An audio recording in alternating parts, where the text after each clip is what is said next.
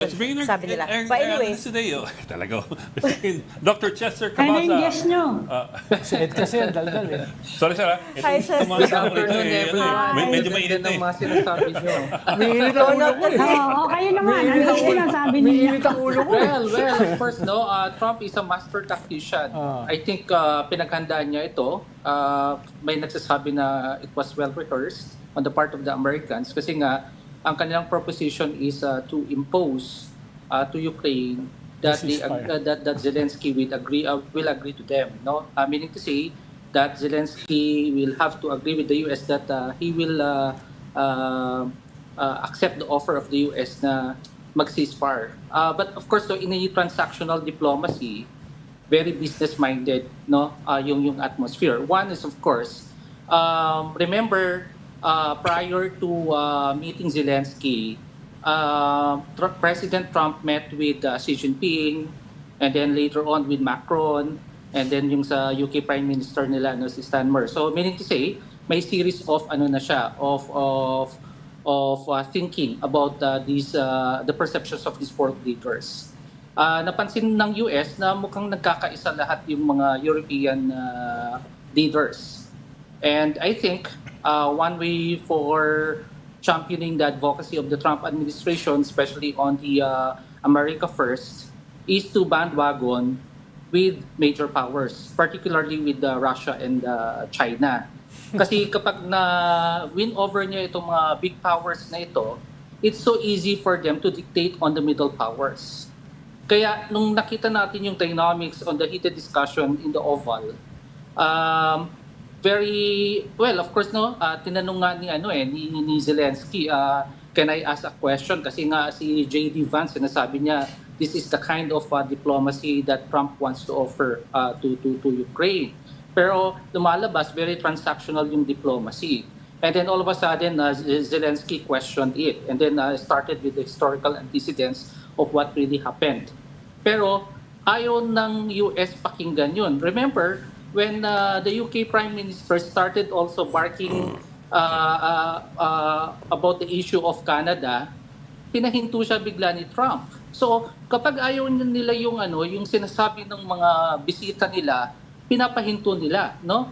So meaning to say that it's already construed in their worldview that this is what the US wanted. Bandwagon with the major powers.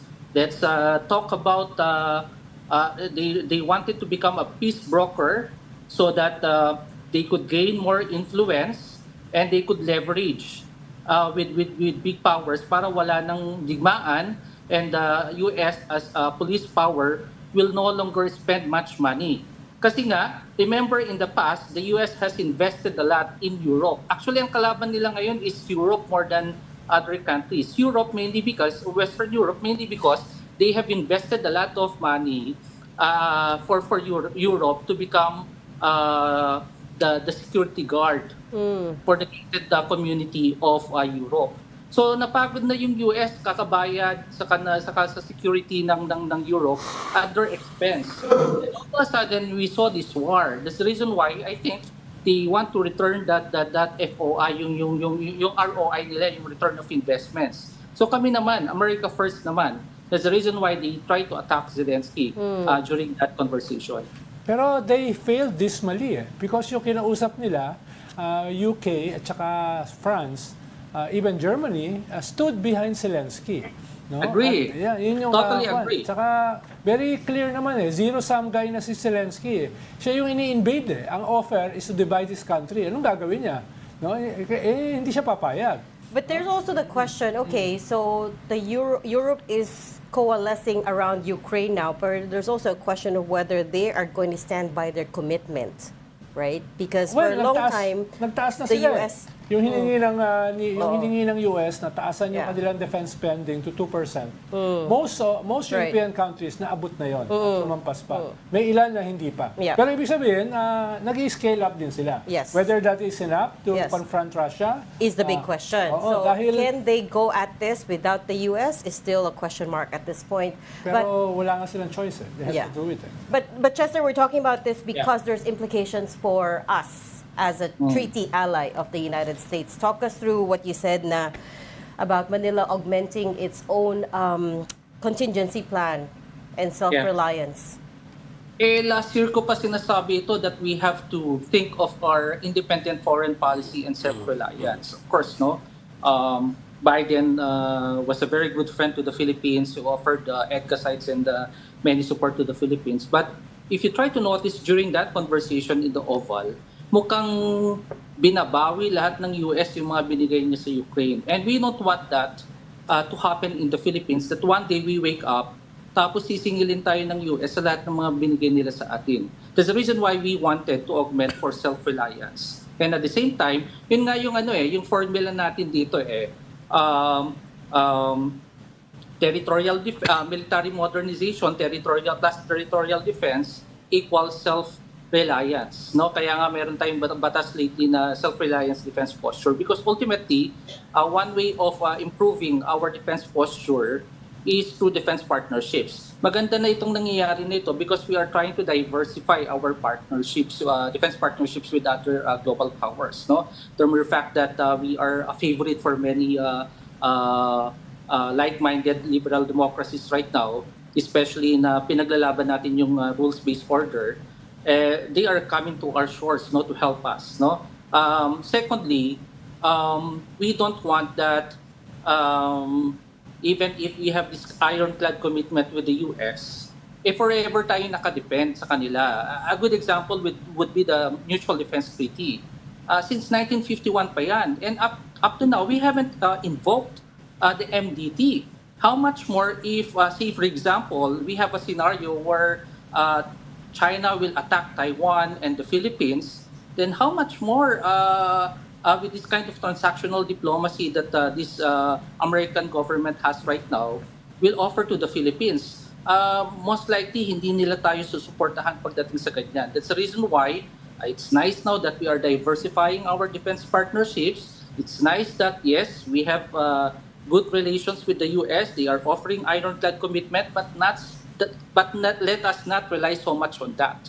No? Kasi ang lesson ngayon is befriend Asian, European, and Pacific countries that have the same similar threat with us. Then we enhance that interoperability and defense partnership with them. Maganda yun, Chester, yung kailangan talaga natin ng self-reliance. Several decades before pa. So, kaya kung i-improve natin yung ating governance, baka may ma-channel tayo na huge resources away from corruption and mismanagement para Ay, mailagay... Ronald, the end na yan, the end. Yeah, para mailagay sa ating self-reliance. Hindi, yun nga gusto ko sabihin, Ami. Yun nga gusto ko sabihin, Ami, na... Tulay nga lang niya magawa ng tama. Oo nga, yun nga ibig ko sabihin. For now, ay may hirapan tayo dyan. Because it takes huge resources para magawa yan. Bawa, last Sunday, 2 Sundays ago, nandun ako sa aircraft carrier ng France. First time na pumunta rito. First time na pumunta rito. Nakita tayo doon. Yeah, pero hindi yan pupunta rito madalas. No? Yeah. They will give moral support, pero yung military support may hirapan. Although, nagbigay sila nung panahon namin, ako yung nag-negotiate ng mga Coast Guard vessels. But that's a drop in the bucket. Kaya kung ipe-prevent natin ng China, kailangan pa rin talaga yung support hindi lamang ng Europe, ng India, ng South Korea, ng Japan, ng Australia, etc., ng New Zealand, kung hindi ng US. No? In the immediate and the medium term, habang nagbibuild tayo ng self-reliance, na medyo matagal pa bago ma-achieve. No? Dahil mismo ang Australia is not a naval power. Kausap ko yung Australian ambassador. Sabi niya, may hirapan kami na tumulong sa inyo dahil wala naman kaming capacity no? As a naval power. Ganon din ang New Zealand. So it will take time para magawa yung self-reliance na yan. In the meantime, may 3-year limit si Xi Jinping to take over Taiwan. No? Kung hindi niya take over yan, babanatan siya ng PLA. No? Yeah. So, ang audience ng China is their own population. They have to show that they are very strong, aggressive, and can unite China in the immediate, not in the long term. No? I want to point out though, hindi pa guaranteed yung 3-year timeline na yan because you have to remember China's economy is not doing so well and nobody starts wars when their economy is down. Actually, they Right. do. As a If to it's divert politically- attention. Chester, Yeah, anong basa to mo? divert Because attention. Trump also wants to meet with Xi Jinping. Saan tayo lalagay niya kapag ganyan? Is he strengthening U.S. alliances with Russia? Ngayon, imbis na yung mga kaalyado niya dito sa Asia kinakausap niya, unahin niya si Xi. Ano yung implication nun for us? Security-wise, trade-wise, titigil na nga ng China pag-import ng bananas na naman natin eh. So ano yung implication for us? Right now, si US ang nagpe-perform ng balancing act. Kasi nga, although it's still the biggest economy in the world, but he still wanted to strengthen, lalong-lalo na ang daming mga walang trabaho din sa US na mga Amerikano. Of course, the reason why he is leveraging on trade and investment, kasi nga gusto niya pumasok sa maging preferred destination ang US more than China and Russia for that matter. So, looking at it, more on economic security yung habol niya. No? But still, we are in the reality of the game na in terms of the Indo-Pacific, kasi si Europe maiintang ulo niya doon eh. Sa Indo-Pacific, most likely, more on the, kaya nga, yung mga defense officials niya is very strong pa rin sila sa pronouncement nila of engaging on an ironclad commitment with the Philippines. So nandun pa rin siya, no? So most likely reliable pa si US in this part of the region, no? But ang worrisome dito is kapag medyo I do agree yung sinasabi na yung hindi na satisfy ni Xi yung demands ng Chinese people, magkaroon ng revolution sa kanilang bansa because of nagkakaroon ng revolution kasi sa China kapag bumabagsak yung economy nila. We saw that in Tiananmen Square and so on, no? So halimbawa bumagsak yung ekonomiya nila in 3 years So you time, look outward. then I think that's a problem there, no? So but of course more likely kasi ang nakikita natin dito na isa pa nilang digmaan is the fifth domain, yung advancement of technology, because right now yung BYD and of course Tesla and then of course yung DeepSeek and of course yung AI, talagang labanan sila sa technology in this part of the world, no, especially in our region. So most likely yung cybersecurity fifth domain, doon sila maglalaban talaga, and we will see a lot of technological advancements that our region will really see in 5 to 10 years from now, no? Talagang pagalingan talaga ng teknolohiya yan. 2 points lang, Chester. I think it's interesting. Kanina, you said something like, at this point, the U.S. wants to get in the same bandwagon as China and Russia, the big powers, so to speak, rather than with its old allies, for example, in Europe and possibly in Asia. Ano yun, they're changing their ideas of who the allies are? I think hindi naman ganon. I doubt kung ganon yung kanilang magiging foreign policy at this point. Mukhang nag-kuwan pa lang sila, work in progress. Dahil halimbawa, within the Trump government, meron kang mga hawks against China. Si Rubio, si Vance, etc. Pero at the same time, si Elon Musk is the more pro-China. His biggest factory ng Tesla is now in Shanghai. China. And they're shifting from Japanese engines to Chinese engines. At yung mother niya is practically living in China, being wined and dined. So ganun yung power dynamics naman ngayon dyan, no? At si Trump yung fulcrum, siya yung crucial. At as a transactional leader, disruptive, unpredictable, hindi mo alam kung saan siya pupunta at particular moments. Pero as far as the Philippines is concerned, walang pagbabago. Tayo nga yung one of the few countries na in-exempt dun sa military aid ban dun sa kanilang development aid ban. So medyo for now, we're not in the bad place, no? Pero tama yung sabi ni Chester, in the future medyo unpredictable 'yan, no? Pero for now, that may be resolved dito sa power struggle within the Trump government. Dahil halimbawa, yung sila Bannon, yung Tea Party are very anti Elon Musk ngayon.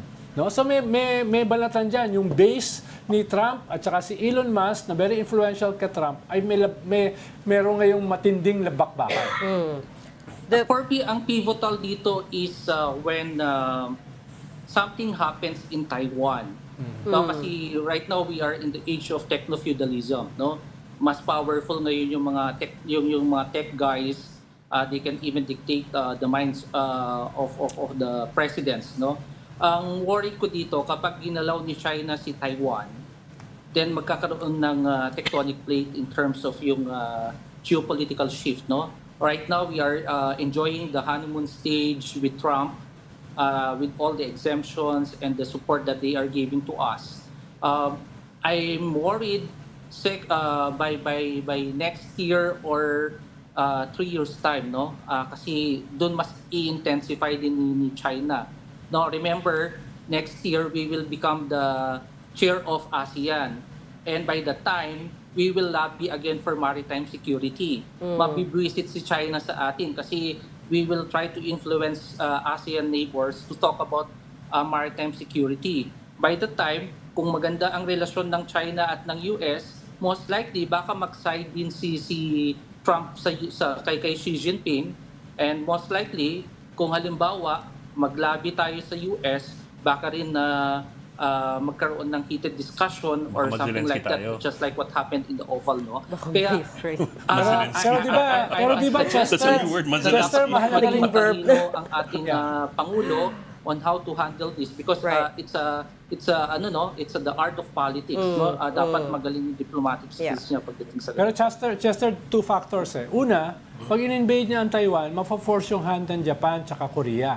No? Yeah. Pwede i-abandon ni Trump ang Taiwan, pero he cannot abandon Japan and South Korea. No? Medyo iba yan, no? Ikalawa, And by the way, over the weekend, Japan and South Korea already said that they have to work together and increase their defense ties. Ikalawa, yung popular pressure. Dahil historic yung law ngayon ni Trump in 1 month.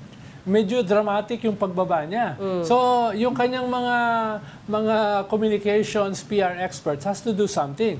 And imagine mo kung magkokowales si Trump with Xi Jinping, that will be a tectonic shift not only around the world but also within popular support na bumababa sa kanya dito sa US. Yeah, I agree to that. No, that's the reason why. Kaya nga ang challenge ngayon is for Japan and Australia to do more. Kasi nga alam natin magiging carefree ngayon ang US in our region kasi nga yan na natin muna yan si China, mag-focus muna tayo sa Russia and Ukraine because of course no, one at a time din yung attack niya, no? He cannot diversify it all kasi ang model niya dito, if he succeeds as a peace broker for Russia and Ukraine, then that's gonna be the model that he will use for the rest of the world. So ganun yung parang nakikita nating peace model niya. In short, Chester, the U.S. is not a very reliable ally right now because coming back to Ronald's point, may power struggle, right? So between, in the previous week, see Marco Rubio and Pete Hegseth, the defense secretary, have talked about, how the commitment to the Philippines is ironclad, et cetera, et cetera. But then on the other hand, he seems to be listening more to J.D. Vance and to Elon Musk, right? For so me, parang from a international relations perspective, actually the US right now is exercising pragmatism and hard power. No, yung tinatawag natin yung realist perspective. No, they are using that card right now, but they have to because Trump knows that he has to play the Shakespearean play of taming the shrew. Otherwise, if he cannot tame Russia and China right now, then these two big powers will overtake the US in the future. Kaya nga, highly needed siya ngayon ng US. We know that fact. But of course, maraming masasaktan, especially as middle powers. Because while the big elephants are playing around and stepping in with the ants, they are enjoying the moment right now. It's a celebratory moment for them. But they don't know that in the future, these ants will bite their feet. No, so something like that. No, in that kind of allegory. Definitely, pag kinagat na sila ng mga maliliit na mga ants na yan, magugulo rin sila. And that's the worrisome here. That is what we don't want to happen in the future. That these big powers will ally with each other, and then they will fight, and all of us will be affected in the future. Indeed. As they said, no one wants war at this point. We're going to have to leave that there for now. Okay. Security Analyst Dr. Chester Cabalza. Sir, maraming salamat for joining us this afternoon. Salamat, Chester. Maraming salamat Thank po. you.